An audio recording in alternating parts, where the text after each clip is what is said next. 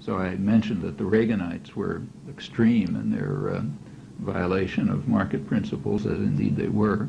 But it still continues. Let's just take a couple of recent headlines, and I'll end with that.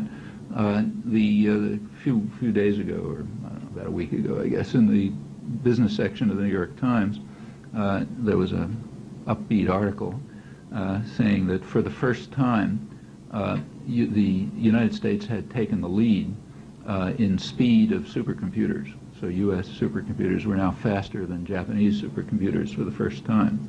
Notice I'm not talking about tomatoes. I'm talking about a centerpiece of the advanced high-tech economy. So now it turned out this year, Cray Research, which is a big supercomputer maker, had managed to produce a supercomputer that was faster than the Japanese. So we have first place. Great. Shows the miracles of the market. What they didn't point out was a couple of other things. A couple of days before that, there had been a headline in the Wall Street Journal on the new Clinton administration decision to extend a Reagan agreement to bar Japanese supercomputers from the U.S. market. The Reagan administration simply barred supercomputers from the U.S. market because they were too good and were better than U.S.-made ones. And the Reagan administration, the Clinton administration, just extended that with a new bar against Japanese supercomputers in the U.S. market. And the Wall Street Journal said straight out, this is in order to protect Cray Research primarily, which can't compete with the Japanese. There are lots of other barriers. The virtually sole purchaser of supercomputers has been government institutions like the Pentagon and the DOE and so on. And for them, Japanese supercomputers are totally barred. Okay, so they're not even allowed to compete for that. That's America first. So for the market for supercomputers, the Japanese are barred altogether. Now they're barred. The Reagan administration furthermore barred them from import. Now the Clinton administration has extended it. Now finally, Cray has better supercomputers. Why? Because of the technical advances in massively parallel computing, which it turns out were supported and developed by the government, by DARPA, the Defense Research Project Agency, funded by the government. Government means the public, so designed, funded by the public, right through the 1980s with large-scale new expenditures. So while the Reaganites were closing off the market to Japanese supercomputers, the state system here, which usually works under a Pentagon cover, that's the main source of advanced technology and so on. The Pentagon system was creating, meaning your taxes, were designing and creating new computer technology, massively parallel computing, which Cray Research was then able to use to finally build the fastest computer after having shut down the Japanese, cut out the Japanese, and continuing, because we don't want to take any chances, to continue to block them from the market. Well, this turns out to be quite typical. This is not a, if you want to, well, I'll give you one last example. This is true of every dynamic sector of the economy, virtually every dynamic sector of the economy. Cray is maybe extreme. Cray is called private enterprise, which is partly true. The profits are private and the management is private, but nothing else about it is private. The market is government, almost totally government. The technology is state subsidized, developed, and supported. But the profits are, and if there's any risk, that's taken by the public.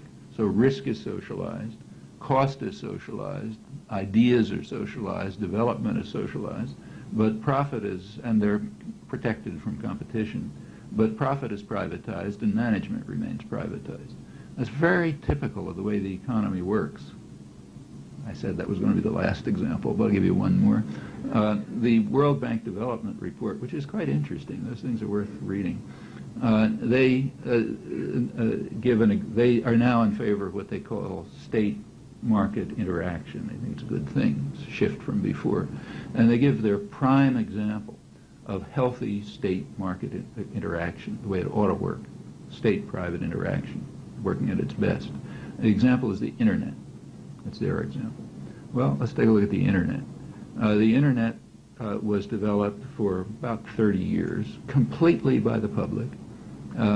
All of the software, the hardware, the satellites, I mean, everything about it was completely within the public domain. The packaging systems, all the new designs. In fact, the only part that wasn't created by the public in the United States was created by the public in Europe. The basic ideas for the World Wide Web came out of CERN, the International Laboratory in Geneva, which is again an international government laboratory. That's virtually the whole story.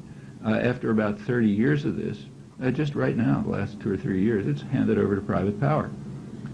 So yeah, Bill Gates, who was typical parasite, kind of watching on the outside, absolutely no interest, now wants to take over the internet and is heading to do it.